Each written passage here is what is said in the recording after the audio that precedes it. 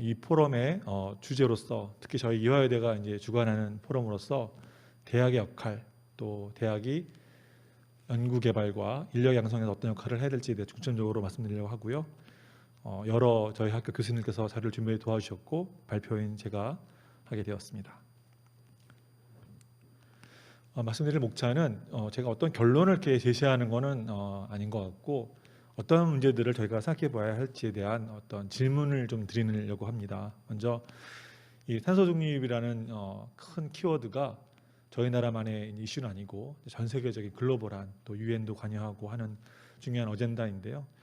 이런 국제적인 공감대를 가지고 있는 탄소 중립이라는 어떤 주제에 대해서 국가가 정책으로 이제 이걸 실현하고자 할 때 어떤 시간적인 계획을 가지고 2050년 또 단기적으로 2030년 이렇게 계획을 가질 때 과연 이게 달성 가능한 목표인 것인지, 또 보다 실제적으로는 저희가 탄소 중립이라는 것을 실현하기 위해서 과연 어떤 연구 개발이라는 게 필요한 것인가, 또 기존에 있는 기술이나 이런 거로는 도달할 수 없는 것인지, 새로운 과학과 기술이 필요한 것인지에 대한 궁금함, 이런 것들이 있는 것이고요. 그리고 그러한 필요가 있다고 한다면 과연 어떠한 형태로 이거를 달성할 수 있을 것인지, 특히 소위 말하는 학연산 연관역 체계라든가 특히 이제 관의 역할도 중요하고요. 그래서 대학의 역할이 무엇인가에 대해 중점적으로 생각해보도록 하겠습니다. 마지막으로는 저희가 또 이화여대에서 주관하는 거니까 이화여대 자랑을 좀 해야 되지 않겠습니까? 그래서 이화여대의 이 탄소 중립을 어떤 하고자 하는 의지를 가진 교수님들, 연구자들, 또 그런 구성에 대해서 좀 소개해드리고 앞으로 이화여대가 이 탄소 중립 실현을 위하여서 어떻게 준비되어 있고 또 준비를 더 잘할 것인가에 대한 계획을 조금 말씀드리고자 합니다. 앞에서 워낙 대단하신 기조강연 선생님들이 말씀하셨기 때문에 제가 첨언하는 거는 부끄럽게 되겠지만 여러 가지 자료들을 보실 때 가장 눈에 띄는 게 있어요. 뭐냐면 이 탄소 중립이라는 주제는 어떤 한 특정 국가 또는 특정 개인 또는 특정 기업 이렇게 국한된 이슈가 아니고 전 지구적이라는 거죠. 그래서 탄소 중립이라는 걸 생각했을 때 배출과 또 아니면 억제하는 모든 면에 있어서 그 나라별로 인구라든지 또 산업 구조라든지 어떤 여러 가지 이동이라든지 이런 많은 것들이 관여가 되어 있고, 보시는 것처럼 표가 좀 작게 보이실 것 같지만 중국이나 인도처럼 인구가 많은 나라도 있고 또 미국처럼 인구의 비율에 비해서 또 에너지를 많이 소모해서 탄소를 많이 배출하는 나라도 있고, 또 놀랍게도 이 표에는 좀 뒤에 보이긴 하지만 저희 나라가 한 인구 비율보다는 훨씬 더 많은 탄소 관련된 이제 역할이 있습니다. 세계 한 8위, 10위권 정도 되는데요. 그 말은 저희가 산업적으로 매우 중요한 나라라는 것을 이제 암시하는 거죠. 따라서 저희가 이 탄소 중립이라는 이슈에 대해서 아주 주도적인 나라가 될 수밖에 없다.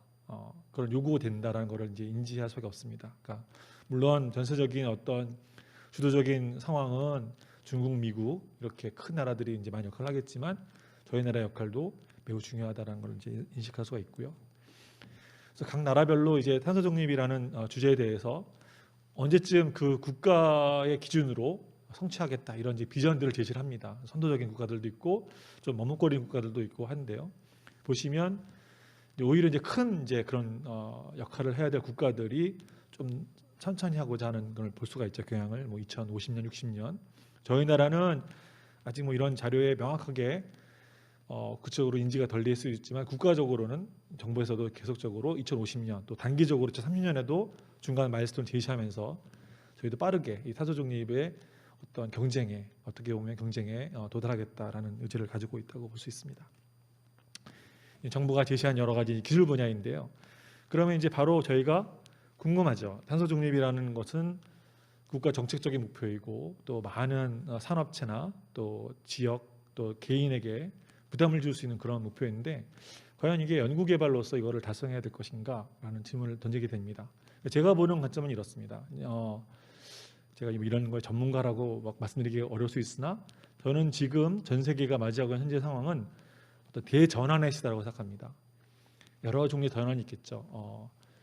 디지털 전환의 시대, 저희가 4차 산업혁명 또는 AI로 부르기도 하는 그런 디지털 전환 시대가 되고, 또 하나 중요한 거는 연결되어 있기도 하지만 인구의 어떤 전환의 시대, 물론 모든 나라가 그렇지는 않지만 저희 나라도 인구가 이제 줄어들면서 특히 출산율 같은 문제 때문에 인구의 어떤 정책의 전환 이런 시대가 오는 것 같고, 마지막으로 제가 생각하기에 매우 중요한 또 주제 중 하나가 이런 기후 변화, 에너지 전환의 시대라고 생각합니다. 이런 전환의 시대에는 어떻게 보면 위기를 상정할 수 있지만 또 다른 면에서는 기회라고 저는 생각합니다. 저희처럼 제조업 중심의 산업이 강한 나라의 경우에 이런 전환의 시대를 총적으로 위기로 인식해서 전체적인 세계적인 또 국가 내에서 여러 상황들을 쫓아가는 형태로 극복하기보다는 새로운 기술을 창출하고 그 전환의 시대에 맞는 대응할 수 있는 그런 기술들을 가지고서 맞서야 된다고 생각합니다. 그런 면에서는 저희에게 오히려 기회라고 볼 수 있죠. 2050년 정도쯤 됐을 때 전 세계가 탄소 중립을 정말 실현하고자 한다면 저희 생각에는 아까 말씀드린 것처럼 많은 종류의 새로운 기술이 사실 필요하거든요. 뭐 에너지 측면에서 그렇고 탄소 포집이나 저장 기술도 그렇고 대체적인 에너지 개발도 그렇고 또 우리의 삶의 방식이 많이 바뀌어야 되는데 이런 것들을 얻기 위한 새로운 기술이 필요하고 그런 것들은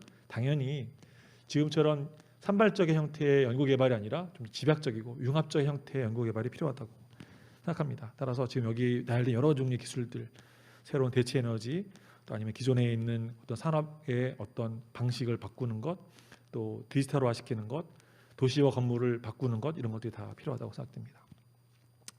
그래서 자연스럽게 그러한 연구개발이 필요하다고 생각이 된다면 새로운 기술이 필요하고 그런 새로운 기술을 도전하는 대한민국이 된다고 하면 당연히 그러한 기술에 맞는 인력들도 필요하고 어떤 연구의 플랫폼이 필요합니다. 그래서 국가가 탄소 중립에 대한 어떤 정책과 마일스톤과 재원을 제공을 하고 또 탄소 중립 오늘도 말씀드렸겠지만 이미 기조강연에서 보신 것처럼 금융 전문가, ESG 전문가, 그다음에 에너지 전문가 그리고 환경 전문가들이 모여서 머리를 맞대어야만 창출할 수 있는 겁니다. 그러니까 전혀 새롭죠. 그 전에 우리가 뭐 융합 연구, 다학제간 이런 오랫동안 그런 말을 사용했지만 제가 생각에 진정한 의미의 융합 연구를 저희가 강제적으로라도 꼭 해야 되는 게 있었을까? 정말 이번이 기회라고 생각을 합니다. 그래서 따로 새로운 R&D 플랫폼이 필요하고요. 정부가 제시할 수 있죠. 그러면 그거를 실제로 수행하는 연구자 입장을 제가 생각해보면, 저의 입장을 생각해보면 그렇다면 그것은 지금과 같은 형태로는 좀 어렵지 않을까 생각을 합니다. 그래서 연구개발도 저는 이제 개인적으로는 태양전지 연구하는 신재생 에너지 쪽을 맡고 있지만 이번에 저도 이 포럼을 준비하면서 기후 환경 교수님들과 많이 만나 대화를 하게 되었어요. 그러니까 기존에 알고 있던 생각과는 많이 다른 거죠. 제가 부족한 것도 많고 새로운 비유도 알게 되고 어떤 뭐 전력망이라든가 건축 또 도시 이런 부분의 교수님들도 정말 많이 얻게 되고 또 ESG는 뭐 저한테는 정말로 새로운 분야라고 할 수 있는데 개념이고 그런 거에 대한 어떤 개인적인 어떤 정보도 많이 얻게 되고요. 아마 이런 것들이 지금 있는 우리 기존의 우리 연구자들이 꼭 필요한 거고 더 중요한 것은 2050년은 이제 앞으로 20년, 30년 후에 도달할 어떤 시점인데 그 시대를 주도할 만한 미래 인재들을 지금 어떻게 양성할 것인가는 결국 대학의 몫이죠. 지금처럼 세부 전공에 맞춰서 전문가가 되는 것도 물론 필요하지만 이 전문가들이 다른 분야의 내용들을 충분히 인지하고 탄소 중립을 단순히 어떤 캐치프레이즈로만 이해하는 것이 아니라 이것이 되어야만 인류가 생존할 수 있고 계속적인 어떤 그런 프로스페리티를 유지할 수 있다라는 걸 측면에서는 매우 중요한 비전이라고 생각을 합니다. 그래서 여기 뭐 글자가 좀 작게 보이긴 하는데 이거 다 제가 제 스스로 자료는 아니고 정부에서 주신 자료들을 제가 보여드린 건데요. 어떻게 보면 전체적인 탄소 중립을 실현하는 데 있어서 연구개발의 부분은 100%는 당연히 아니겠죠. 그리고 아마 그 비중이 높지 않을 수 있지만 없어서는 안 되는 필수 요건이고 대한민국이라는 국가의 특성상 연구개발의 어떤 중요성, 산업계의 구조를 봤을 때는 우리의 경쟁력은 여기서 나온다고 생각하고 그 경쟁력을 유지 발전시키기 위해서는 우수한 인력을 양성해야 되는 대학의 투자가 반드시 필요하다고 생각합니다. 현재까지 탄소 중립이라는 키워드가 전면 나서 전까지 우리나라에서 기후변화 관련된 녹색성장 여러 가지 이름으로 불렸던 사업들이 있었는데요. 보시면 알지만 밸런스가 있다고 저는 느껴지진 않아요. 왜냐하면은 기후변화라는 건 좀 포괄적인 이름으로 투자가 많이 이루어져 왔고 다른 분야, 특히 뭐 국제 외교라든가 어떤 실증이라든가 실제로 민간에서 피부로 느끼기 위한 변화들은 연구개발에서 그렇게 많이 커버하지는 않았었거든요. 이런 부분도 향후에 좀 더 조정되어서 제시되어야 된다고 생각을 하고 있습니다. 그럼 이제 인력 양성 부분을 좀 더 말씀을 드리면 탄소 중립에 있어서 인력 양성은 뭐 특징적으로 어떻게 말씀드리냐면 가장 어떻게 보면 핵심적인 주제가 융합적인 요소라고 생각합니다. 그렇다고 융합적인 걸 강조하다 보면 전문성이 부족해질 수 있는데 그런 것들에 대한 조화를 이루는 형태의 모습이 필요하다고 생각이 들고요.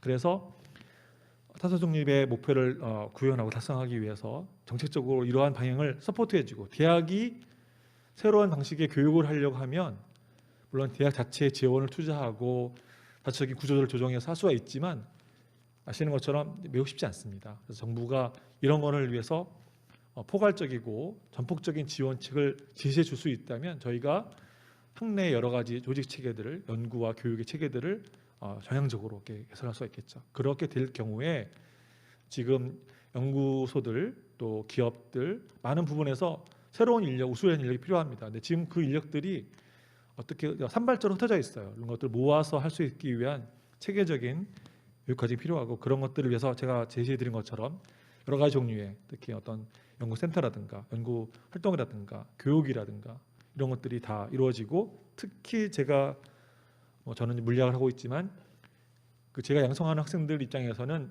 기후 환경만 해도 상당히 낯설고요. 학부 때나 대학원 때 별로 공부해 본 적이 없는 거고 경제학 또는 경영학 같은 걸 알아야 제대로 이해할 수 있는 ESG 부분을 지식으로 갖는 거는 매우 어렵거든요. 이런 것들이 포괄적으로 이루어지는 과정이 필요하다고 생각하고 있습니다.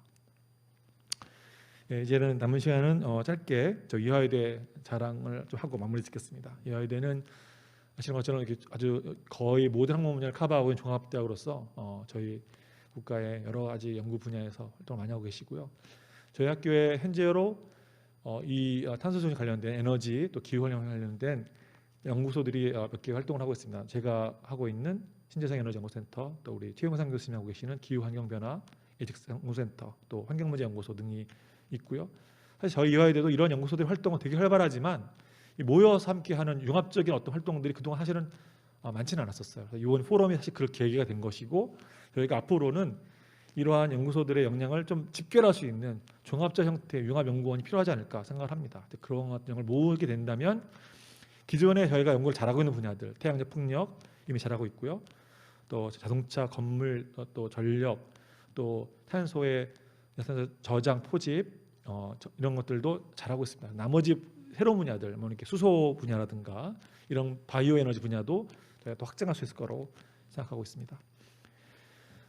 나머지 그 세세한 연구 그룹들의 소개는 제가 짧게만 말씀드리고 넘어가겠습니다. ESG는 우리 경제학과 또 경영학과 교수님들 일부 이렇게 활동을 많이 하고 계시는데 각 개별 기업들 또 지역 아시는 것처럼 우리 탄소 중립에 실현되는 것까지 그 과정에 엄청난 고통을 수반하게 돼 있어요. 기존에 편하게 쓰던 그런 방식들을 바꿔야 되기 때문이죠. 그래서 그런 거에 대한 금융 지원, 대책 어떻게 수치를 제시해야 바람직하고 그 오랜 기간 동안에 성취할 것인가 이런 건 제시를 하고 계십니다. 그리고 저희 환경공학과가 뭐 아시는 분 아시죠? 상당히 이제 우수하게 오래 연구를 잘하고 계신데 그 여러 분야가 있으십니다. 그 중에서도 특히 이 탄소 관련돼서는 탄소 배출을 억제하고 또 포집하고 저장하는 이런 연구단을 오래 운영하신 교수님들이 계십니다. 그래서 그분들께서 CCUS 발음하기 좀 어렵습니다. 네, CCUS 관련된 분야에 활동을 많이 하고 계시고요.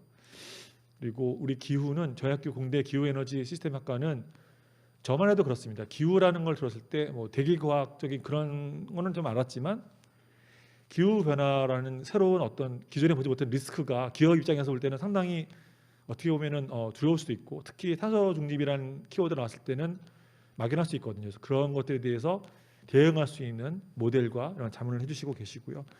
또 이런 기후라는 것의 특징이 저희 기존의 이공계열의 어떤 과학 지식과도 차이가 되는 점이 있어요. 뭐냐면 대부분의 이공계열의 지식이란 거는 단기간에 확인이 가능합니다. 실험실이라든지 관찰 실험을 통해서 또 간단한 이론을 통해서 확인할 수 있는데 기후는 아시는 것처럼 장기간의 통계적인 데이터가 필요한 분야예요. 아주 유니크한 특성이 있죠. 이런 거에 대한 경험이 우리가 부족하기 때문에 기업들도 부족하시고 그래서 이런 걸 제시를 하고 계시고 특히 우리 기후 센터에서는 최근에 영국과 같이 국제적인 활동을 하고 계셔서 기후 리스크 관련 모형도 개발하시고 또 다음 달에 개최될 글래스고에 개최되는 그 모임에서도 중요한 이제 역할을 하고 계십니다. 저희 이화여대가 국내 대학에 유일하게 선도적으로 참여하고 있거든요. 그래서 아마 저희가 준비가 잘 되어 있는 걸 자랑하고 싶은 마음이 있습니다.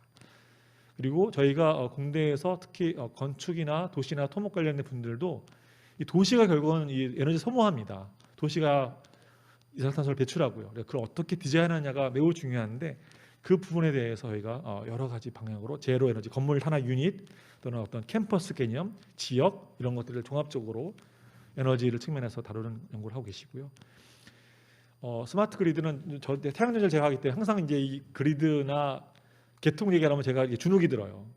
말을 할 수가 없습니다. 거기 한번 한전에서 한 말씀 하시면 제가 이제 주눅이 드는데 기존에 있는 에너지를 어떻게 효율적으로 재배분해서 활용할 것인가에 대한 그런 컨셉이 하나 있는 것 같고요. 그거를 지금 새롭게 기존 에너지 체계에서 하는 거가 있고 또 하나는 신재생 에너지가 이제 대두가 되면 아시는 것처럼 이제 간헐성도 있고 정말 기후에 영향을 받는 에너지죠. 데일리 또는 뭐 이얼리 이런 경우에 어떻게 할 것인가에 대한 대안도 저희 학교 이제 스마트 그리드 연구 그룹에서 연구하고 계십니다.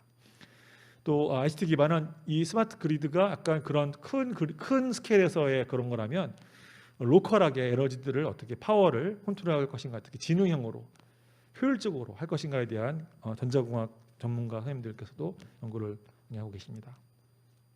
또 저희 이제 저처럼 물리나 화학이나 재료공학 교수님들 또 화학공학 교수님들께서는 아주 마이크로스코픽하게 원자, 분자 수준에서 연구를 많이 하고 계신데 CO2를 어떻게 하면 촉매를 위해서 환원하는 근본적인 이제 아까 말씀하신 것처럼 공장에서 나온 그런 CO2를 바로 제거하는 기술 같은 걸 필요하겠죠. 그래서 그런 것도 연구하고 계시고 또 오늘도 이 패널에서 오신 LG에서 오셨는데 김재영 산부님 배터리 관련된 기술도 매우 중요하죠. 이거는 뭐 저희 태양전지나 풍력하는 사람들은 절대적인 가치가 있습니다. 왜냐하면 에너지를 스토리지 않고서는 적용할 수 없기 때문이죠. 그래서 이런 것들도 저희 학교 내 화학과 화학생소재공학과 교수님이 많이 연구하고 계십니다. 마지막은 이제 여기 제 건데요.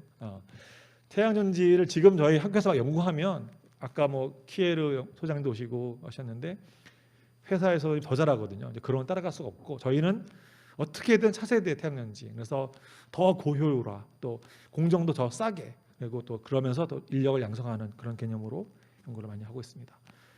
이상 뭐 길지 않은 시간 말씀드렸는데 이제는 제 말씀을 마무리 짓고 패널 팬을 모시고 짧은 시간 동안 패널 토론을 진행하도록 하겠습니다. 감사합니다.